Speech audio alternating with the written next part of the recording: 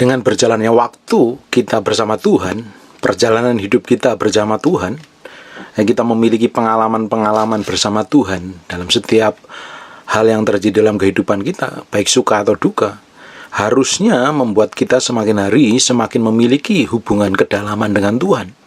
Sampai kita tuh mengerti level masuk sampai belajar menyenangkan Tuhan, didapati menyukakan Tuhan, didapati melakukan seperti yang Tuhan mau dalam kehidupan kita. Kekristenan kita harusnya setiap hari berjalan bersama Tuhan. Saya akan bicara tentang hal yang lebih dalam lagi. Saya ingin semua orang memiliki pengalaman pribadi dengan Tuhan. Saya percaya kalau seseorang itu memiliki pengalaman kedalaman dengan Tuhan, hidupnya tidak akan serampangan, tidak akan sembrono, hidupnya semakin hari semakin hati-hati. Apa yang dilakukan, tindakan, ucapan, perbuatan, tingkah laku, tutur kata, semuanya semakin hari semakin hati-hati, tidak sembarangan dan sembrono. Tidak menjadi orang Kristen yang serampangan. Mudah sekali babak belur jatuh dalam kelemahan dan dosa. Berapa banyak orang Kristen yang menganggap enteng melakukan dosa, hal yang biasa, dianggapnya sebiasa. Dia tidak menghormati Tuhan sebagai Raja yang Maha Mulia, tidak menghormati Tuhan sebagai Allah yang Maha Kudus. Orang yang memiliki dan bergantung sepenuhnya kepada Tuhan dalam setiap aspek hidupnya, dia tahu persis ketika dia melakukan kesalahan di hadapan Tuhan, dia harus menjerit sama Tuhan. Balik, jangan sampai Roh Kudus diambil daripadanya. Nah, kita belajar dari apa yang dialami Daud. Ketika Daud ditegur Nabi Nathan karena mengambil istrinya orang, dia tidak hanya mengambil istri orang, menidurin istri orang, suaminya dibunuh, melakukan kejahatan yang sangat mengerikan di hadapan Tuhan. Dan dia tahu, Daud persis tahu dia memiliki hubungan kedekatan dengan Tuhan. Apapun yang dikerjakan yang bikin berhasil itu Tuhan, karena ada Roh Allah yang menyertai dia. Apapun yang kita kerjakan ini tidak akan pernah berhasil sampai kita ini bergantung sepenuhnya dengan apa yang Roh Kudus mau, Roh Kudus kerjakan. Banyak orang Kristen coba pakai kekuatan sini mengerjakan segala sesuatu seperti yang dia mau tanpa minta kekuatan Tuhan. Ujungnya tidak akan mengalami breakthrough dan terobosan. Ujungnya hanya biasa saja, rata-rata. Tapi ketika kita ini bergantung sepenuhnya kepada Roh Kudus, karena yang membuat kita berhasil memiliki otoritas, kuasa, pengaruh, atau hal-hal ajaib, hal besar, urapan, karunia, atau apapun yang kita kerjakan yang dibikin Tuhan berhasil ketika Roh Allah itu menyertai kita. Kalau Roh Allah menyertai kita, kita tahu persis apa saja kita kerjakan, Tuhan akan bawa kita dalam pusat kehendaknya. Dan Daud tahu persis nih, ketika dia melakukan dosa, ketika ditegur, dia nggak bela diri. Banyak orang ketika ditegur bela diri. Gara-gara si A, nyalain si B. Gara-gara suamiku, gara-gara istriku, gara-gara masa lalunya, orang tuanya dibawa-bawa, nenek moyangnya dibawa-bawa. Padahal harusnya bergantung sama Tuhan. Harusnya koreksi diri dan bertobat di hadapan Tuhan. Ketika Bapak Ibu menghadapi masalah, tekanan, himpitan, coba stoplah, jangan nyalain orang lain. Jangan nyalain pasanganmu. Ketika keluargamu berantakan, stop nyalain pasanganmu. Merendahkan dia, menghakimi dia. Jangan jadi Tuhan buat pasanganmu. Koreksi diri dan bertobat. Apa yang dilakukan Daud harusnya kita alami loh. Tidak heran ketika Daud ini ditegur, bertobat cari Tuhan, memiliki pergaulan dengan Tuhan. Tidak heran di perjanjian baru dipromosikan dia adalah the man after my own heart. Orang yang paling dikasihi Tuhan, orang yang Tuhan tuh seneng banget dengan orang satu ini. Kalau Tuhan mau lakukan apa-apa, ngomong dulu sama orang ini. Ini orang favoritnya Tuhan. Harusnya kita bisa didapati menjadi orang yang difavoritkan Tuhan. Bukannya sekedar Kristen minggu ke gereja dan gak ngerti apa-apa. Berapa banyak orang Kristen yang KTP-nya sudah puluhan tahun tapi gak ngerti apa-apa. Pakai firman gak ngerti, nyelesain masalah gak ngerti, ngomongin serampangan, hidupnya kacau balau, nggak ngerti tujuan Tuhan, nggak bisa jadi berkat, malah jadi batu sandungan. Banyak sekali orang Kristen seperti itu. Ini saya berdoa Bapak Ibu yang mendengarkan ini akan dibawa dalam pusat kehendak Tuhan. Hidup Bapak Ibu akan diubah menjadi orang yang mengalami perjumpaan pribadi dengan Tuhan. Paulus ketika mengalami perjumpaan pribadi dengan Saulus, mengalami perjumpaan pribadi Tuhan, namanya diubah jadi Paulus. Dia menjadi berbeda sekali. Dari seorang pembunuh manusia, pembunuh orang Kristen, mengajarkan orang Kristen, menjadi penginjil dan rasul yang powerful sekali. Orang itu harus mengalami perjumpaan pribadi dengan Tuhan. Harus itu. Orang Kristen harus mengalami pengalaman pribadi dengan Tuhan. Bukan hanya gereja-gerejaan. Bukannya seneng dengerin khotbah, tapi tanpa memiliki hubungan pribadi dengan Tuhan. Percuma saja. Saya berdoa, semua orang yang mendengarkan apa yang saya sampaikan memiliki pengalaman personal dengan Tuhan. Pengalaman pribadi dengan Tuhan.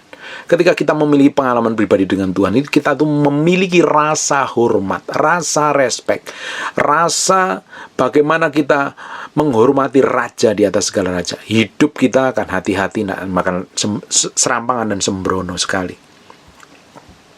Mazmur pasal yang ke-51 ayat 11. Janganlah membuang aku dari hadapanmu. Daud tahu persis nih, kekuatannya dia adalah Tuhan. Sumber yang membuat dia berhasil dari kemenangan kepada kemenangan adalah Tuhan. Ketika roh Tuhan menyertai Daud, dia tahu persis urapan, kuasa, otoritas, kemenangan itu akan terjadi. Makanya ketika dia melakukan dosa, dijerit sama Tuhan, dia nangis sama Tuhan. Jangan membuang aku dari hadapanmu, dan jangan mengambil rohmu yang kudus daripadaku. Jangan kau ambil roh kudus itu daripadaku, supaya aku tuh bisa berjalan dalam ketetapanmu, dibimbing sesuai rencanamu, ngerti firmanmu, ngerti. Daud tahu persis ini. Seorang hamba Tuhan besar pernah berbicara, kalau roh kudus hari ini diangkat dari bumi, dari gereja Tuhan, gereja akan menjalankan aktivitas seperti biasa. Orang Kristen menjalankan aktivitas seperti biasa. Karena yang dilakukan selama ini adalah program-program manusia, bukan minta pimpinan Roh Kudus.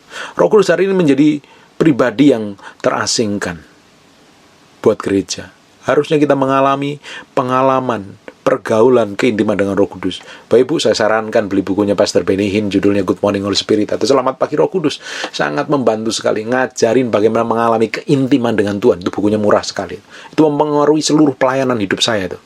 Mempengaruhi jam doa saya, jam penyembahan saya. Dibawa masuk sampai ke kedalaman hati Tuhan. Diremukkan seremuk-remuknya. Daging ini sampai mati, benar-benar mati. Sampai hari ini pun daging belum mati kok. Kadang sekali daging masih muncul kok. Sampai titik tertentu kita harus ngerti seperti yang Tuhan mau. Blueprint yang Tuhan tetapkan dalam kehidupan kita. Kita harus mengalami kedalaman dengan Tuhan. Daud tahu persis nih. Kalau Roh Kudus diambil dari dia akan menjadi raja yang tanpa otoritas. Karena dia belajar dari pendahulunya, namanya Raja Saul. Ketika Roh Kudus undur daripada Saul, dia langsung dirasuk oleh roh jahat. Dia tahu persis. Ketika kita ini tidak dipimpin Roh Kudus, tidak dipenuhi Roh Kudus, siapapun orangnya, mau Kristen aliran apapun, kalau hidupmu nggak dipenuhi Roh Kudus, hidupmu dipenuhi roh setan. Manusia tidak bisa kosong kalau nggak dipenuhi Roh Tuhan, ya dipenuhi roh setan. Kalau ketika Roh Kudus undur daripada Saul, langsung dirasuk roh jahat kok. Kita manusia tidak bisa kosong. Kalau nggak diisi Tuhan, ya diisi setan. Harusnya hidup kita setelah mengalami kelahiran baru, kita undang Yesus masuk dalam hati kita. Kita Roh Kudus masuk sampai ke kedalaman kita, memberi manusia roh yang lama kita dibuang, diganti manusia roh yang baru, dan roh manusia roh yang baru jadi tempat tinggalnya Tuhan. Orang yang dipenuhi Roh Kudus, 1 Kisah Para Rasul 1 ayat 8. Kalau Roh Kudus turun ke atas kamu akan menerima kuasa dan otoritas. Kekristenannya berbeda, pelayanannya berbeda.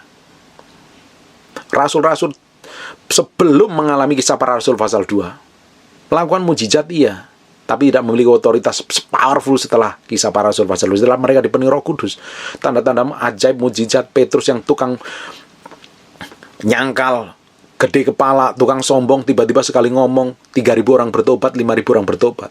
Paulus bayang-bayangnya powerful sekali. Rasul-rasul melakukan mujizat, dan Kisah Para Rasul adalah the acts by the Holy Spirit. Itu kerjaannya Roh Kudus yang dilakukan oleh para rasul. Harusnya kekristenan kita memiliki pengalaman pribadi dengan Tuhan. Ini perlu dilakukan, bukan sekedar teori.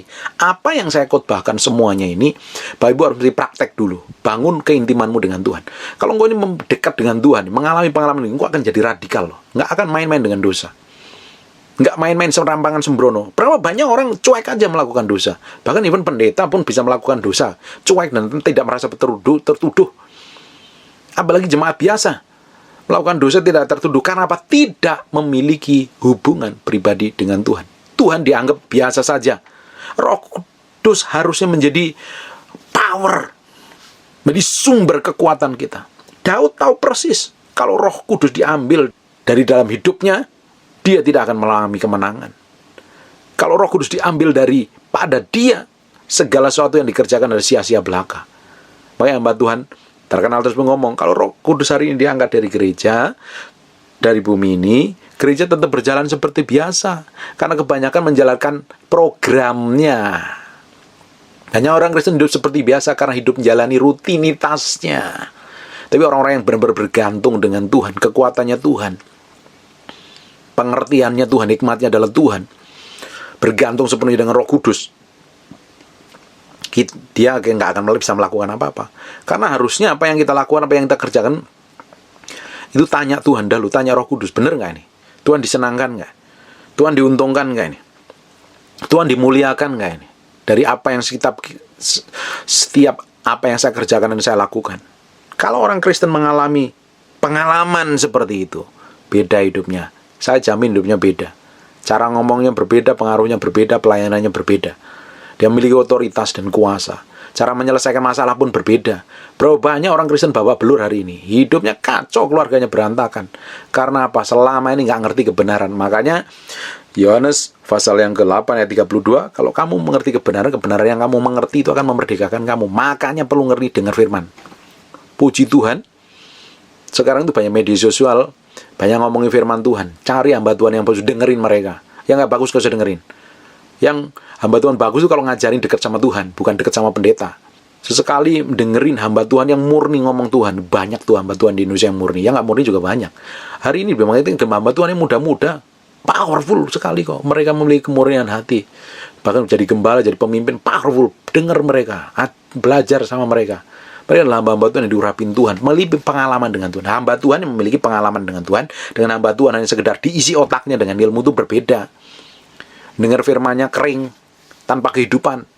Dengerin hamba Tuhan yang memiliki pergaulan dengan Tuhan, kata-katanya itu tajam sampai tembus ke kedalaman. Bahwa Bapak Ibu yang dan saudara kasih itu semakin hari semakin dekat sama Tuhan. Kalau hamba Tuhan kerjaannya narik jemaat itu dekat dengan dia, ujung-ujungnya dimintain persembahan, tinggalin hamba Tuhan seperti itu. Masih banyak hamba Tuhan yang murni. Cari hamba Tuhan yang ngajarin memiliki pergaulan dengan Tuhan, ngajarin dekat dengan Tuhan, ngajarin hidup dalam kemurnian ketulusan. Dengerin mereka. Mereka pasti orang-orang yang memiliki pengalaman dengan Tuhan. Kalau kita ini memiliki pengalaman dengan Tuhan secara pribadi, dan kita bergantung dengan Tuhan, kita hormatin Tuhan, seperti Daud menghormatin Tuhan. Ketika melakukan dosa, kita melakukan dosa itu, kita tuh merasa berduka, merasa menyakiti, dan kita mesti jerit dulu di hadapan, minta pengampunan. Minta roh Tuhan jangan diambil daripada kita. Bapak Ibu, kalau Bapak Ibu jadi Kristen nggak dipenuhi Roh Kudus, hidup itu akan babak belur terus. Ngadepin masalah, problem, nggak pernah mengalami kemenangan. Yang membuat kita menang itu karena ada roh Tuhan dalam diri kita. Bapa secara fisik, pribadinya ada di surga. Yesus ada di surga. Yang di bumi adalah rohnya. Dia akan membimbing kita kepada seluruh kebenaran. Yohanes pasal 14 ayat 26. Buka sebentar di sana. Yohanes 14 ayat 26. Tetapi penghibur, yaitu Roh Kudus yang akan diutus oleh Bapa dalam namaku, dialah yang akan mengajarkan segala sesuatu kepadamu dan akan mengingatkan kamu apa semua yang kukatakan kepadamu. Makanya kita tuh belajar firman. Suatu tertentu ngadepin masalah, Roh Kudus ingatkan firman yang kita baca. Banyak orang nggak mau belajar firman. Mau diingatkan apa? Makanya harus ngerti, melek firman sekarang. Apapun denominasi gerejamu, kalau mendengarkan firman yang saya sampaikan, kamu mesti belajar firman, dengerin firman. Telan tuh makan firman setiap hari. Kalau suatu hari kamu menghadapi masalah, Roh Kudus ingatkan firman yang pernah kamu baca itu jadi kekuatan, yang akan menghibur, menuntun. Maka orang yang nggak dipenuhi Roh Kudus, dia kan nggak bisa ngerti kebenaran. Ngertinya pola pikir cara dunia. Kelakuannya seperti orang dunia, sekalipun KTP-nya Kristen. Yohanes 16 ayat 13-14. Tetapi apabila roh ia datang, yaitu roh kebenaran, Holy Spirit, ia akan memimpin kamu ke dalam seluruh kebenaran. Sebab ia tidak akan berkata-kata dari dirinya sendiri, tetapi segala sesuatu yang didengarnya itulah. Yang didengar dari mana?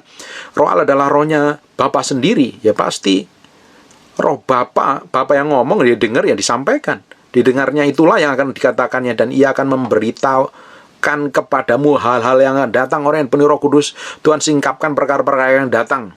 Makanya ada orang-orang yang bisa bernubuat, sungguh-sungguh yang murni bernubuat, mengerti masa depan yang akan datang, supaya warning, ngerti hati-hati hidupnya, supaya rencana Tuhan digenapi. Bukan sekadar nubuatan palsu loh ya, sebenarnya nubuatan, menyampaikan hal yang akan datang, supaya nama Tuhan dipermuliakan, umat Tuhan semakin hati-hati. Nah, ada orang-orang yang dipakai seperti ini. Sebab ia akan memberitakan kepadamu apa yang diterimanya daripadaku. Makanya perlu sekali kita itu dipenuhi Roh Kudus, bukannya sekedar menjadi orang yang biasa saja, tapi benar-benar orang yang ngerti kebenaran. Harus itu, supaya kita tahu persis bagaimana kita menghormati Dia. Karena Roh Kudus yang diberitakan, yang diberikan kepada kita, Dia akan memberitakan hal-hal yang akan datang. Dan kerjanya Roh Kudus adalah memuliakan nama Yesus dalam kehidupan kita.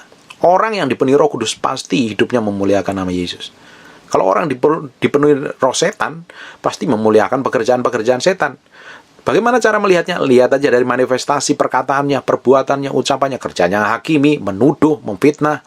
Bahkan even pendeta pun bukan dipenuhi Roh Kudus kalau kerjanya menghakimi, mencaci maki pendeta satu dengan pendeta lain. Makanya saya percaya saingannya Grab adalah Gojek. Tidak heran saingannya pendeta juga adalah pendeta. Saingannya tukang bakso, tukang pentol. Kalau kita berpikir seperti itu ya, bukan Roh Kudus yang tinggal dalam hati kamu, adalah roh jahat. Makanya tidak heran orang yang dulunya dipenuhi Tuhan dan menyakitin hati Tuhan, karena Roh Kudus undur daripada dia, orang itu semakin jahat. Saul semakin jahat, ngejar-ngejar Daud, membunuh loh. Ingat nggak di kitab Matius, ketika roh jahat itu keluar dari seseorang, dia mengembara ke tempat-tempat tandus, dia nggak di tempat, nggak ditemui tempatnya. Dia ngajak 7 roh jahat yang lain, lebih kejam, lebih sadis, untuk memenuhi rumahnya yang lama loh. Tidak heran orang yang dulu pernah dilayani pelepasan, hidup benar, terus memilih jatuh dalam dosa karena kepahitan atau satu dan lain hal. Kelakuannya semakin jahatnya, semakin kejam, semakin ketus, semakin sadis. Karena apa?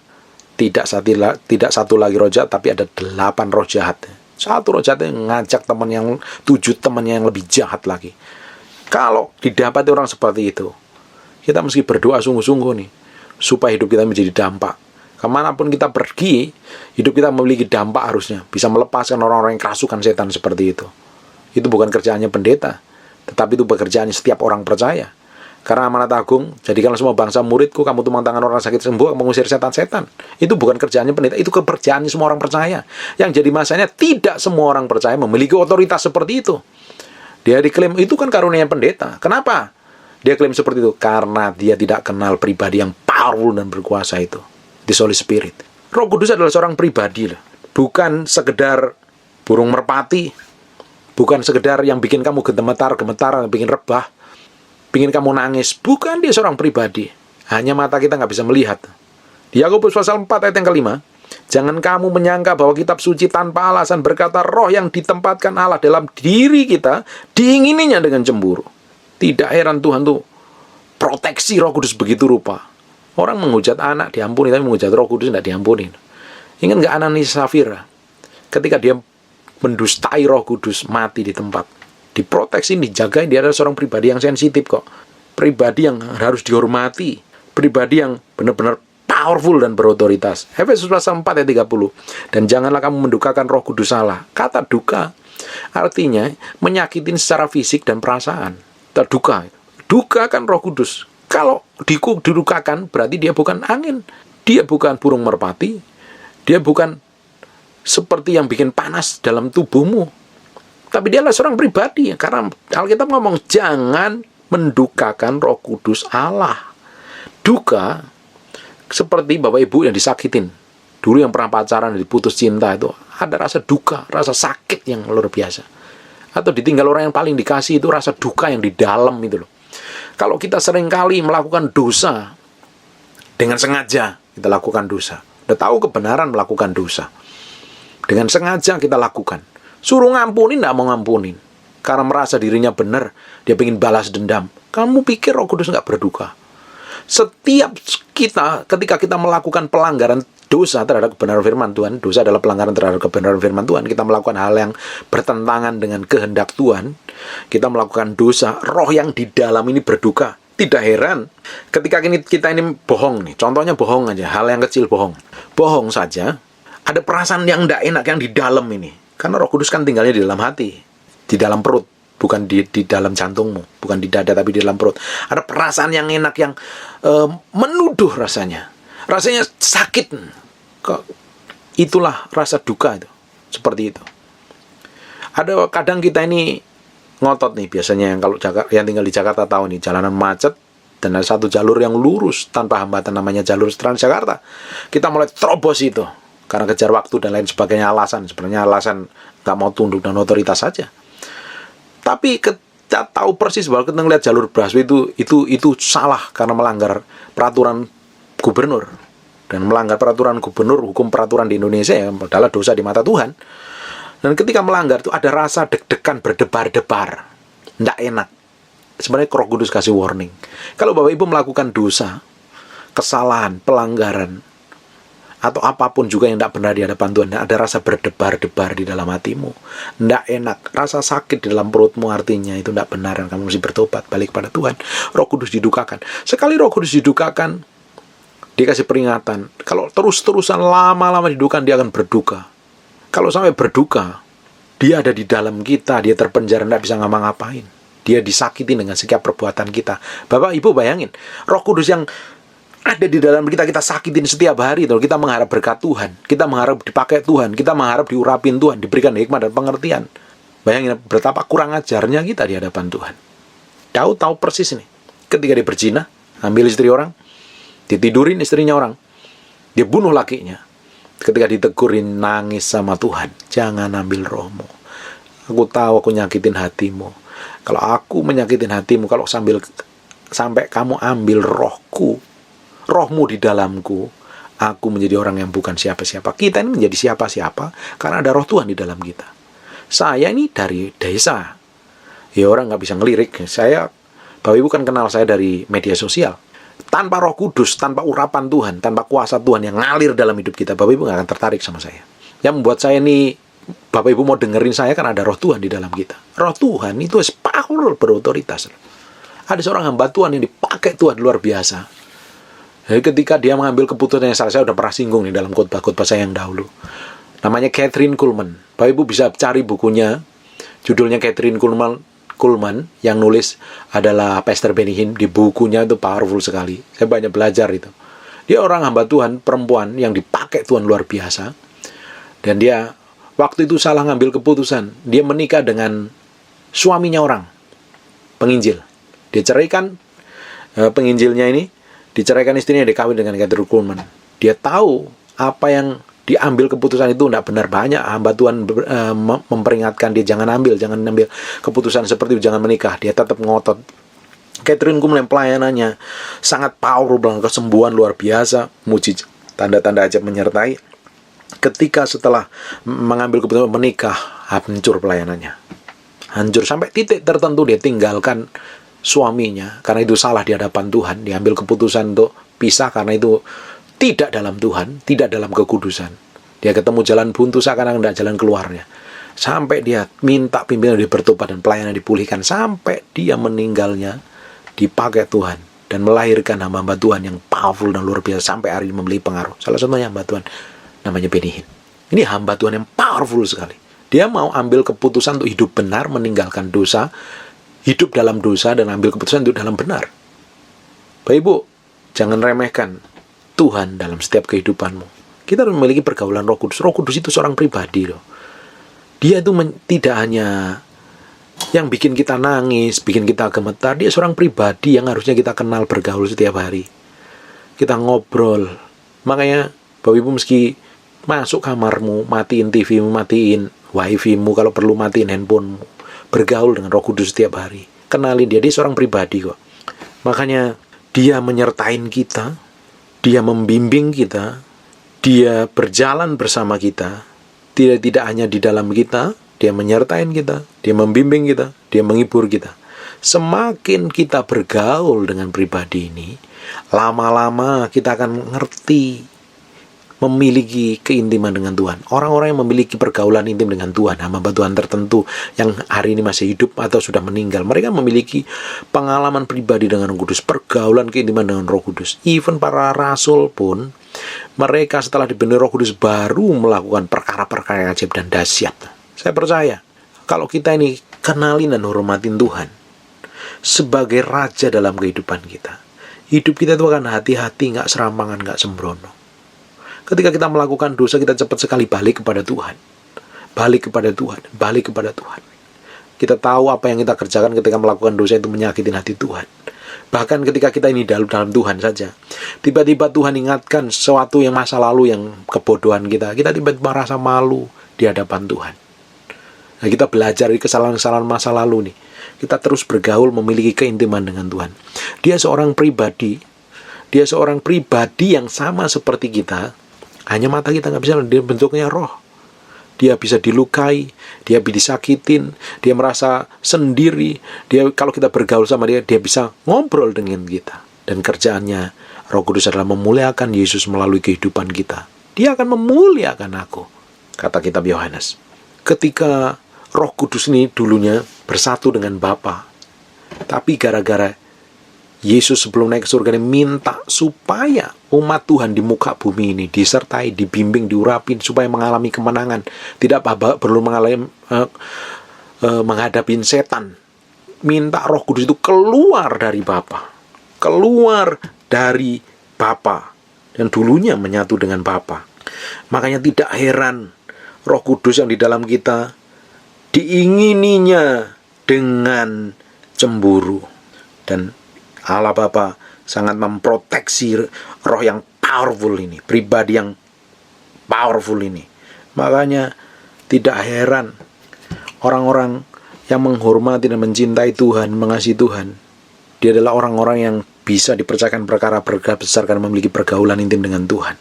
Di Yohanes 15 ayat 26, jikalau penghibur yang kuutus dari Bapa datang, yaitu roh kebenaran yang keluar dari Bapa. Di Roh Kudus ini dulu menyatu dengan Bapa. Karena demi kita, Yesus minta roh itu tinggal bersama kita, yang harus kita hormatin. Makanya tidak heran kita tuh harus bergaul dengan dia supaya kita ngerti rahasia-rahasia. Karena Roh Kudus kan hatinya Bapa sendiri, rohnya Bapa sendiri. Dia akan memberitakan hal yang akan datang yang terjadi. Kita harus memiliki pergaulan. Dia adalah roh yang powerful. Kalau Bapak Ibu buka di Kejadian pasal pertama, roh Allah melayang-layang di atas muka bumi ini. Roh Kudus juga hadir dalam penciptaan alam semesta. It's powerful pribadi ini. Kita harus memiliki pergaulan dengan Tuhan. Yakobus 4 ayat 5, janganlah kamu menyangka bahwa kitab suci tanpa Allah berkata, roh yang ditempatkan Allah di dalam kita diingininya dengan cemburu. Makanya dan tidak heran orang-orang yang hidupnya serampangan sembrono, tidak ada respect, tidak ada hormat dengan Tuhan, ujungnya akan berurusan dengan Allah sendiri. Di Yesaya 63 ayat 10, tetapi mereka yang berontak dan mendukakan Roh Kudusnya, maka ia, Allah Bapa sendiri, berubah menjadi musuh mereka dan ia sendiri akan berperang melawan mereka. Tidak heran ketika Saul melakukan dosa dan mau bertobat di hadapan Tuhan, dia langsung berurusan dengan Allah Bapa sendiri. Matinya bunuh diri dan tidak dipenuhi Roh Kudus. Ketika Ananias melakukan dosa mendustai Roh Kudus, jangan main-main ketika ada urapan. Pelayanan dan urapan itu powerful. Kamu kurang ngajar di hadapan Tuhan. Tuhan berurusan. Tuhan tidak menjadi pembelamu. Tuhan Allah menjadi musuhmu. Tahu persis merespek dan hormat dengan pribadi yang satu ini. Hidup kita, perbuatan kita, kelakuan kita, saya sebagai orang percaya itu benar-benar respect dengan pribadi orang ini. Pribadi satu ini. The Holy Spirit.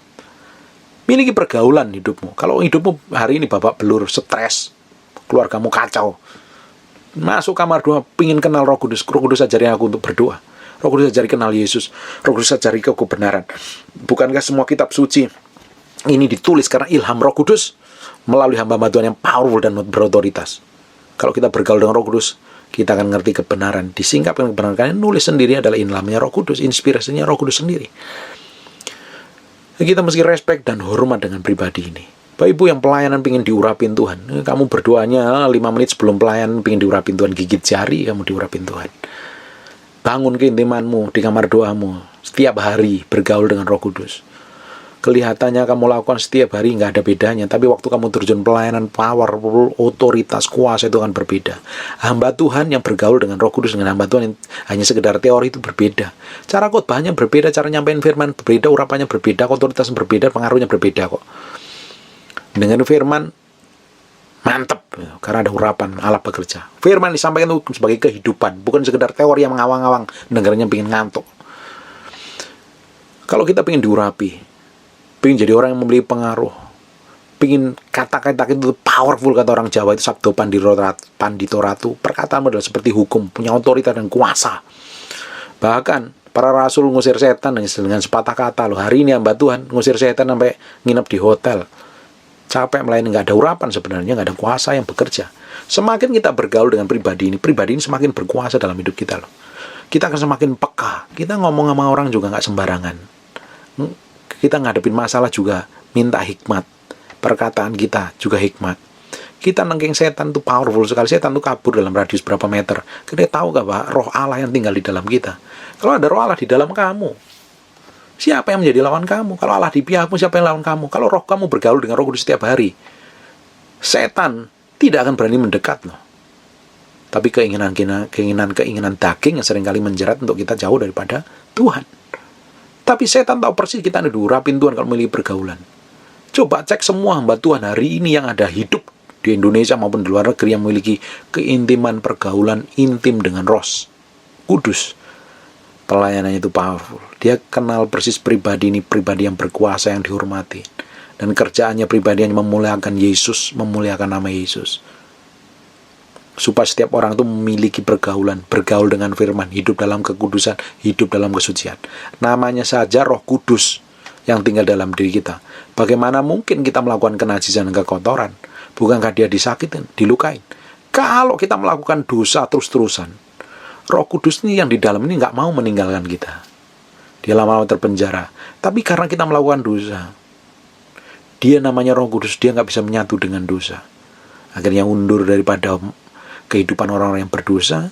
Orang itu tidak lagi dipenuhi Roh Kudus, tapi dipenuhi roh jahat. Manifestasi dari kelakuan perbuatan yang tambah jahat. Saya berdoa, apa yang saya sampaikan ini Bapak Ibu mesti praktek di kamar doa, memiliki pergaulan dengan Tuhan, keintiman. Beli bukunya Pastor Benny, judulnya Good Morning Holy Spirit. Bagus sekali itu buku.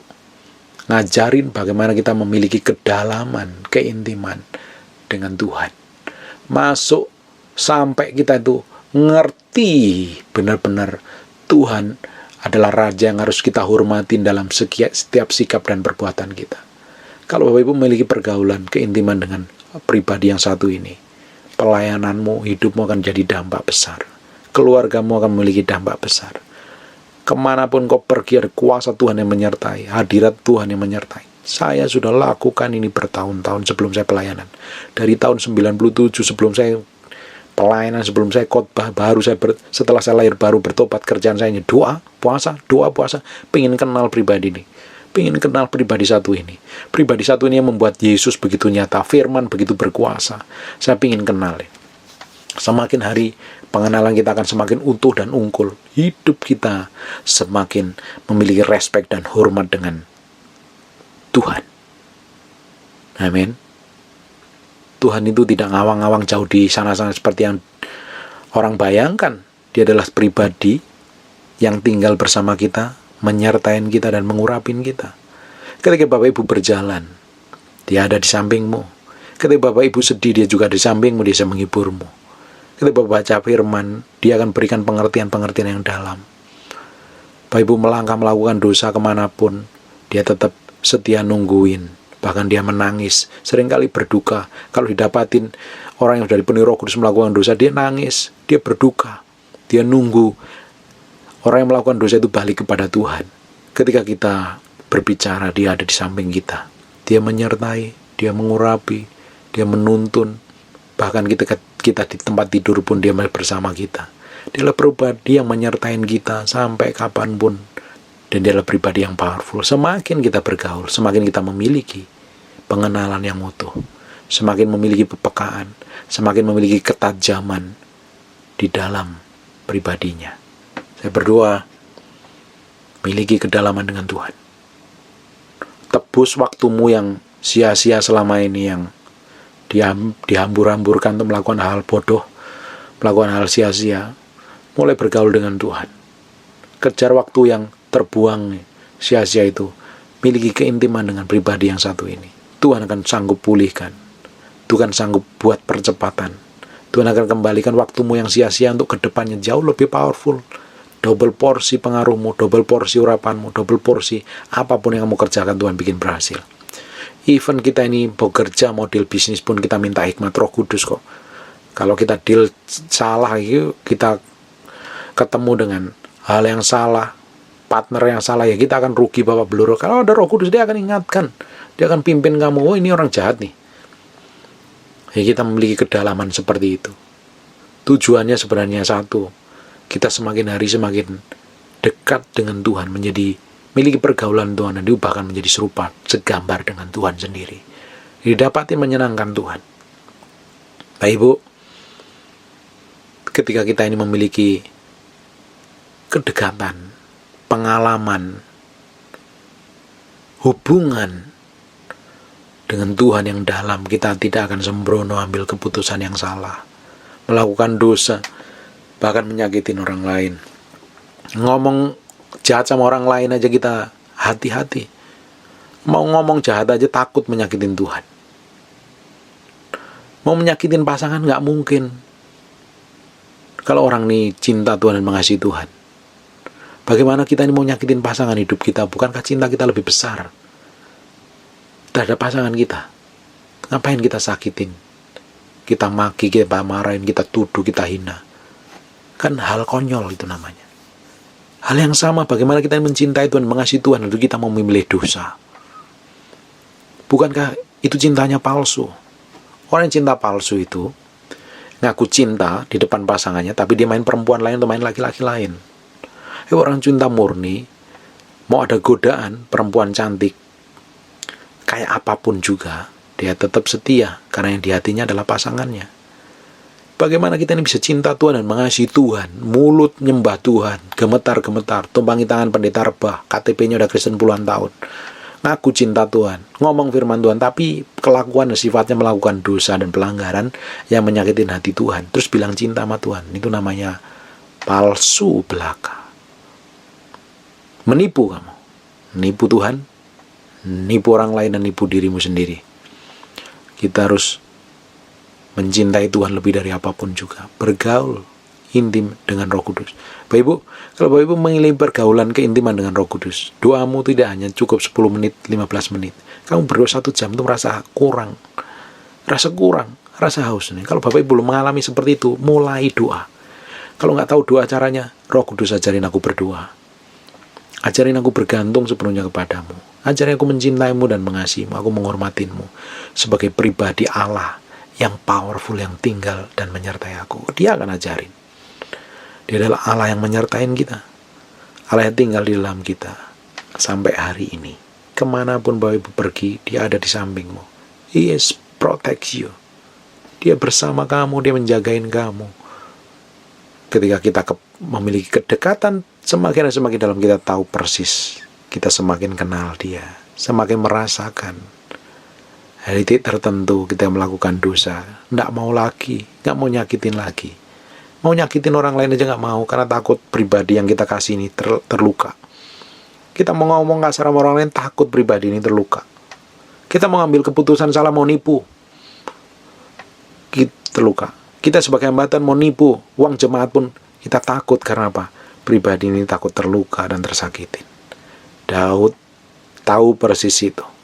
Makanya dia bilang, jangan ambil rohmu daripadaku. Jangan ambil rohmu daripadaku ya Tuhan.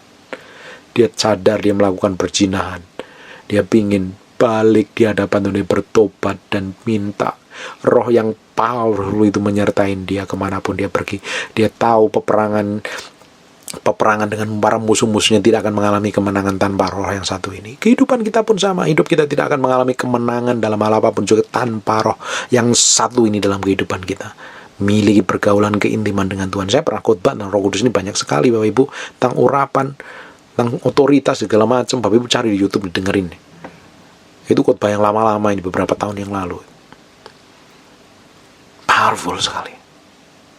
Hidupmu akan memiliki dampak, hidupmu akan memiliki otoritas, hidupmu akan dibawa masuk dalam destinasi ilahi, masuk dalam ketepatan ilahi, didapati menyenangkan Allah Bapa, dan nama Yesus dipermuliakan melalui hidupmu. Amin. Praktek mulai hari ini. And God bless you.